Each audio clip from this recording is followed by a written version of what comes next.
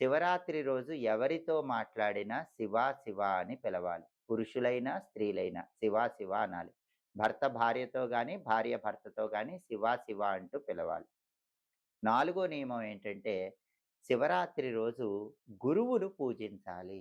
గురువుగారి పాదాలకు నమస్కారం జేయాలి. ఎందుకంటే, శివపురాణంలో షడ్లింగ అర్చన అని జెప్పారు. 6 రకాలైన లింగాల గురించి చెప్పారు. వాటిలో అకార లింగం అని ఒక లింగం జెప్పారు. అకార లింగం అంటే సాక్షాత్తు గురువుగారి శరీరమే అని శివపురాణం విద్యేశ్వర సంహితలో చెప్పారు. కాబట్టి శివరాత్రి రోజు ఎవరైనా గురువు పాదాలకు నమస్కారం జేసినా, గురువుకి పండ్లు సమర్పించినా సాక్షాత్తు శివుడికి నమస్కారం చేసి శివుడికి పండ్లు సమర్పించినట్లు అవుతుంది. శివానుగ్రహం కలుగుతుంది. అలాగే శివరాత్రి రోజు తప్పకుండా భస్మధారణ చెయ్యాలి. భస్మాన్ని కూడా ఎలా ధరించాలంటే శివపురాణం విద్యేశ్వర సంహిత ప్రకారం పురుషులైతే